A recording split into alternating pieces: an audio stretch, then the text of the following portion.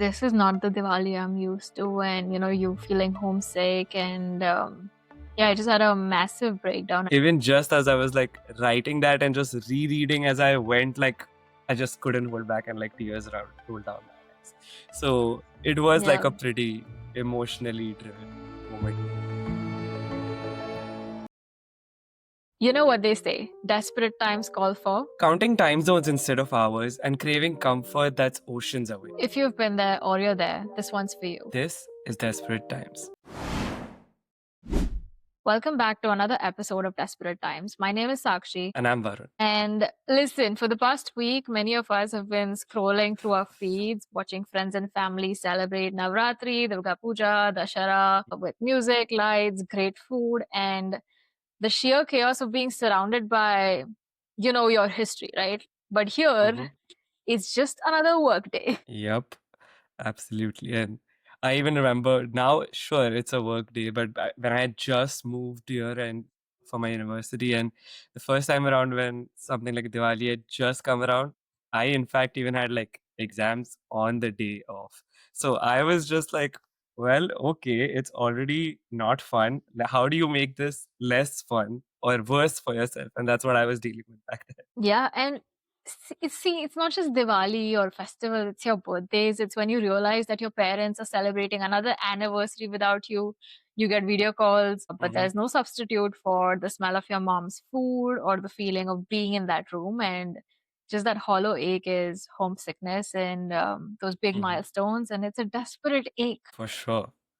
For sure. And I mean, early on, it's always quite a bit of a struggle because you're like moving to a new country. So you're like already figuring ways to adjust and like find your roots in the place and like in some ways just like try to get with the culture. But in while you're also doing that at the same time, you want to still keep your own culture as close as you can for as long as you can, right?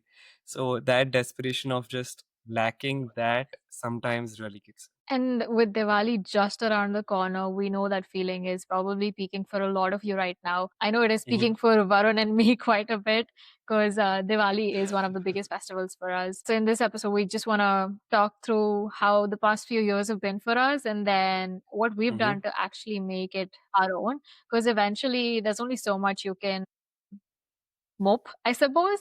It's a Yeah, part and parcel. So yes, there are good and bad things to it. for sure, for sure. So actually, you remember what your first feeling of like homesickness was like? Vividly. Go for it. Very vividly, because you were giving exams were on the first day of Diwali. Mm-hmm. I was onboarding at my first part-time gig. Second, well, yeah, but yeah, Yeah, the full day, 9 to 5, I was onboarding for my part-time gig. So yeah. yeah, it I think was I remember you mentioning this very in another different. episode as well. Yeah, I've spoken about this in our previous episode, but this one particularly hits home because that was probably one of the first times that I probably worked on Diwali because, hey, Diwali is a holiday back home. Like, in fact, it's a holiday for 2, 3 days, if not more. So, I had never really worked on Diwali before. Diwali back home is very different. There's so many things happening, and there's just like a lot of noise and food and this was just me sitting and onboarding. So very different.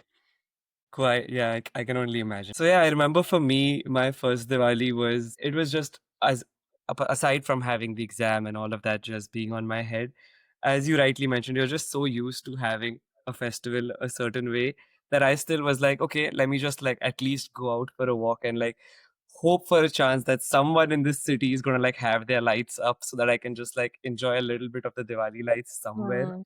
The only thing I got was like winter lights on some like one tree that were put on, and I'm like, okay, I guess I'll take this as my Diwali. And Wow. to add to that, I then went back home and I was just in that phase of like, okay, I'm gonna just write. I've been a writer for like a good chunk of my life, so I was like, okay, I'll just get back into the writing phase and like have that as my creative outlet for this. And I was like, okay, I'll sit down and I'll write a poem about how I'm feeling and just like pour my emotions into that. Yeah. And even just as I was like writing that and just rereading as I went, like I just couldn't hold back and like tears rolled down my eyes.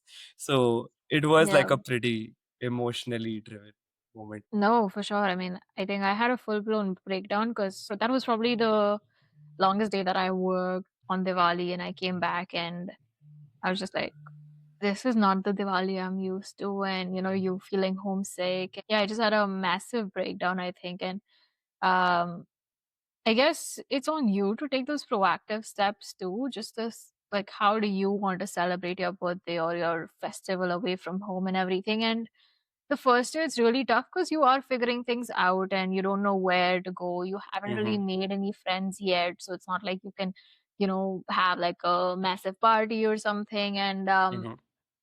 it's just not the same. Even then, like as much as you try, obviously you can never replace family or home or just that feeling, right? So, Mhm.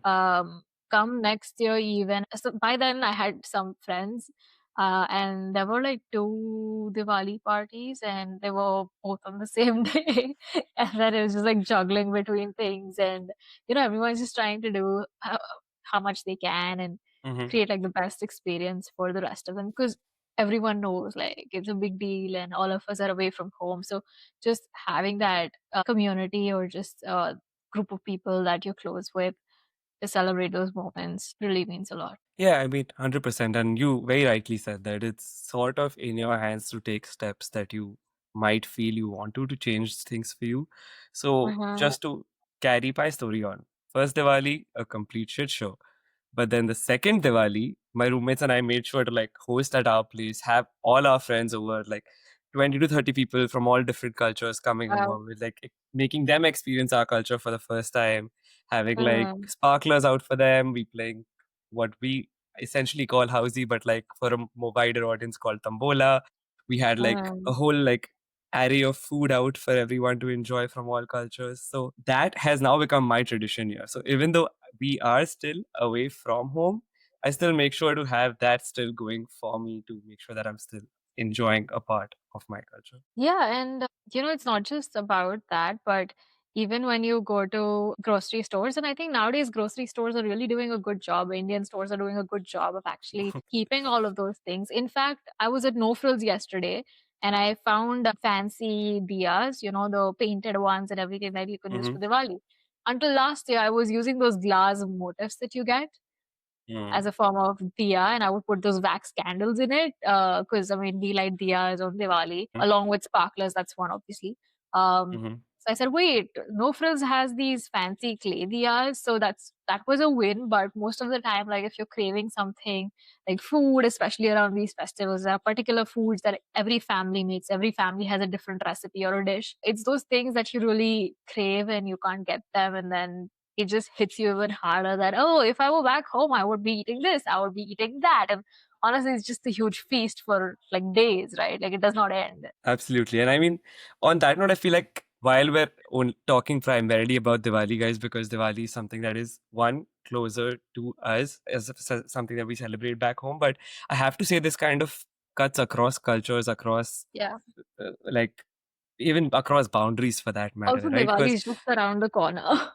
Diwali is just around the corner, so it's gonna Yeah. like be more emotionally driven now for us. Yeah. But even for someone who's from another part of India, it could be a festival like Onam, it could be a festival like Navratri that you've just grown up celebrating, and Mm. suddenly when you move to another country, it's just not going to feel the same for you. But there's always ways that you can make that change. For sure. And I know a lot of people have just made things their own, and not just here in Canada, but in fact, I was seeing this project in New York called Brooklyn Project.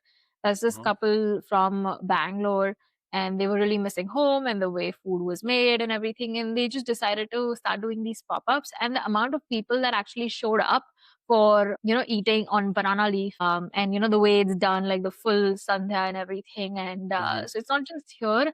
I guess that sense of community and that sense of belonging. Once you leave your city or your country, you always have that. And it's not just festivals like Diwali, Christmas, or Onam, but like Varun said, like across cultures, other festivals as well. Like it might not be as widely celebrated, but mhm, then there's also Navroz. I know that's a big one for mhm, a lot of people. And again, very food involved, very community culture involved. So yeah, I mean, it really hits home, and I feel like more because we're also going into winter right now, like fall, winter, and it's a time when seasonal depression and festival homesickness just hits together. Yeah. So it couldn't get better. There's something I've just thought about that's slightly little more of a tangent, and go with me with it. What is your opinion about the fake shadis that people are throwing right now? Because I feel in some ways that is also because people cannot like go back home. They're missing all the weddings back home. They're missing the fun of weddings, which is why there are now these parties that people are throwing as like fake shadi. Come dressed in your Indian attire and just like have fun. It's going to be a Bollywood night and just going to feel like you're at a wedding, but there's no bride, no groom. It's just a party that people are throwing. Have you not heard of these? No, enlighten me. What are these? It's exactly what I just said. And from what I know, these are happening right now, not just in Canada. They're kind of across the globe in different countries. There are these party organizers that are organizing. Literally, it's just called fake shadi, and you can Just book call yourself it a a ticket. Bollywood party. Book yourself a ticket, dress in. But Bollywood party, you don't necessarily have to dress in an Indian attire, right? And over here, while we're not celebrating as many festivals, I guess people are also Mm-hmm. missing that feeling of wearing those Indian clothes and Dressing going up. out, dressing up in an Indian attire, right? For our in our Hmm. context. So that's where fake shadi, I think, somewhere is kind of working out for people because one, it's giving them a party to go to. Two, it's kind of helping them get rid of maybe psychologically that little bit of like feeling of missing their home or like homesickness in some ways. Hmm. Yeah, I haven't heard of these, but Look it up. Look it up. It's pretty popular right now. interesting. Fake shadi. No bride, no groom. So it's just the party. Yeah, that's exactly how it's pitched. Interesting. Yeah, it would be nice, I guess, for Diwali if someone doesn't have friends or Indian friends to really celebrate Diwali or other festivals with, then Hmm. I guess this fake shadi could really be something that works out for you. Absolutely. Yeah. I think another aspect of when, at least I feel a little bit of that homesickness kicks in is not just when you're missing out on things that you do back home, but sometimes also a little when you're trying to get yourself to like get yourself accustomed to other cultures and like fit in a little bit. What I'm kind of Mm. referring to is that, let's say, if I'm going to a friend's place for a Thanksgiving dinner, if I'm going to like attend Christmas family dinner with a friend's family, that will also still kind of make me feel that sense of, missing. You know what I mean? Yeah, yeah, because I mean, I guess you celebrate with their family and their traditions, and it it's almost nostalgia for you thinking back to how you did it back home. But at the Mhm. same time, I think it's great to adapt and get involved in these new traditions. Because hey, if you have to really blend in, that's one of the things. And getting to know someone else's culture, it's always nice. And Christmas is literally the Diwali here, right? Like that is Yep. what it is. And that's what I think. I was like, okay, yeah, Diwali is a mellow fare, but then Christmas comes and you try to do as many things as possible or go look at Christmas markets and Hmm. enjoy it as much as you can. Yeah, and but also what's happens is that Christmas, you got to think about it. It's in winter. Winter is not easy to begin with, right? So It's fine. those feelings all like for a lot of people, seasonal depression is real, and that does Of happen, right? course. So Of course. that is just a further like I think that's addition more to to do with the sun than the temperature, though. yeah, no, for sure, for sure. Yeah, because Christmas, I feel like till December, everything's fine because that's when you have all the festivals. But then come Jan, Feb, like that's where it really hits you. But with the winter Christmas, I feel like because you have hot chocolate, you have mulled Mhm. wine, you have all these drinks, it keeps you warm on the inside. So that's something that you have to look forward to. I think one hot take that some of my friends have is that Christmas should actually be in February and not Oh, yeah, in I agree. December. I agree. Because then you have 3 months to look forward to, right? You have New Year's in December as is, so, like, that's fine. You have one thing, and then January, you have nothing. Feb, maybe Valentine's Day. Some people do, some people don't. But really, Christmas around that time would be amazing. Yeah, at least it'll help people get through the winter a little more, I Yeah. guess. Like, it's strategic. And speaking of like what's coming ahead, since Diwali is just around the corner, even Mhm. Thanksgiving for that matter, Varun. So, what are you up to on both these weekends? I feel like both these weekends are like back to back packed. Oh, this month is actually super packed because we have Thanksgiving weekend, we have Yeah. and Diwali that I'm celebrating the following weekend, and then there's Halloween at the third weekend. So Oh this yes, I forgot this Halloween too. weekend is completely just community driven, just bunch of social plans. I'll start with maybe Thanksgiving, where it's like a Yeah, Thanksgiving dinner that we're doing at. We do a Friendsgiving dinner at one of our friends' place every year, where everyone just brings something, somewhat of a potluck that we do, and there's nice. always like this big turkey that is at the table for everyone to eat. Classic Thanksgiving. But Of course. Diwali this year is, as I mentioned earlier, I'm doing exactly what I did the year before last and sticking with my plan. Gonna have a That's guest nice. list of like about 25 to 30 people coming over. Everyone's allowed to bring their friends as well. This time I'm going a little further with than what I did last time, decorating the place a little more. I already ordered my stuff on Temu like 2 weeks ago, waiting for that to get delivered in the next 10 days because that has a long lead time. And I've been like Right. planning the menu and things like that already like a month before Diwali. So Oh, that's really, nice. really looking forward to this. Oh, that's amazing. And then what are What you about doing for you? Halloween? Halloween. Okay, I'll get to that first. Halloween, as I said, so we have one friend that hosts Thanksgiving every year. We have my roommates and Uh-huh. I that host Diwali every year. And then there's a third set of friends that host Thanksgiving every year. So it's Oh, like we nice. have our dedicated festivals that we've each picked up, being like every year, this festival is happening at my place. It's just a given. That's good. That's good having that understanding. Otherwise, it's like, oh, I don't know who's hosting it this year.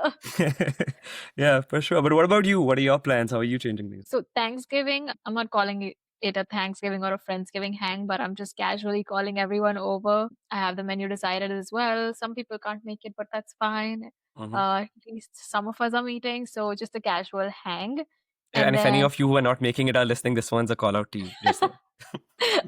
I don't even know if they listen to the podcast regularly, trust me, because yeah, I think one of them does, and she's very actively said, "Sorry, can't do." So, okay.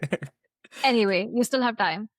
And then for Diwali, I think we're going to another friend's place. So that's gonna be a casual hang as well. And then for Halloween, I really want to go to the church, Wellesley Village this time, because that's where the main Halloween thing happens in Toronto. And it's been on my list literally every year, but I've not made it yet.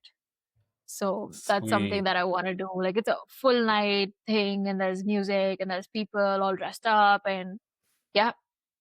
So that's what I'm thinking. Hopefully, it's not too cold to be outside all night. I really hope not. But yeah, this sounds like super, super fun. And I think what this, if anything, anyone who's watching this year or listening to this year and is thinking about how much they're going to be missing home, trust me, it gets better. Like you might have It that does. first year where you're just going to feel like completely out of it.